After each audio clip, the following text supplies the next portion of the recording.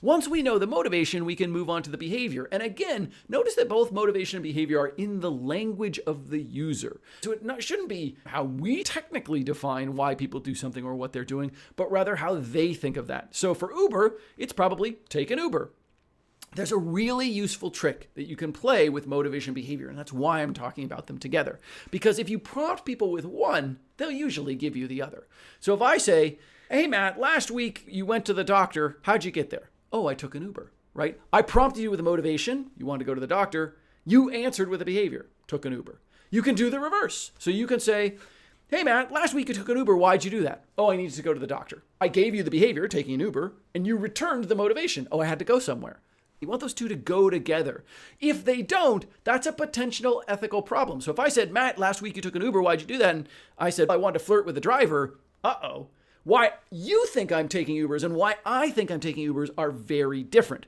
That is incredibly problematic, and that's an immediate red flag and stop. We need to go investigate and talk to people and understand why they're actually doing that, and does that match our understanding of why they're doing that. So remember, it needs to be plain language. If I prompt you with one, you should give me the other. So if I prompt you with motivation, you should give me behavior. If I prompt you with behavior, you should give me motivation.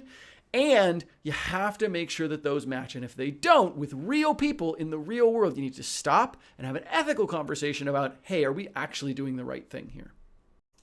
Another important aspect of the behavior is sufficiency. We want to make sure that in our behavioral statement, the behavior variable is sufficient such that if we got that thing to be true, our stakeholders would be relatively satisfied, that everybody would be happy. You can test this by imagining that it is true. You snap your fingers and everybody in the world takes an Uber.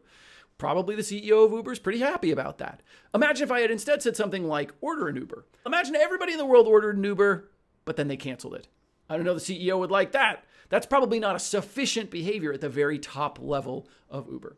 Now, when I say the very top level, it's because in reality, we're actually going to write lots of behavioral statements. Inside of your organization are lots of behavioral statements, and they're hierarchical, they're nested, right? This is an important facet of behavioral statements that they, in fact, nest to say, hey, here's how something leads to something else. So if I'm the CEO of Uber, what I want is for people to take a ride.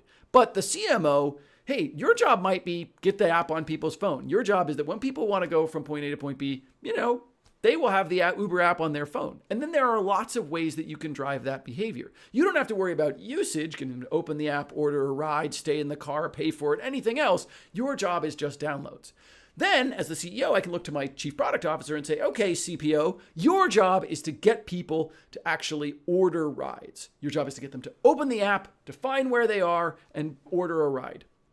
You can say, hey, I don't need you to worry about downloads. That's the CMO. And I don't need you to worry about payment or anything else. There are other people to handle that. Here's your part in the customer journey. Here's how we're defining sufficiency for you.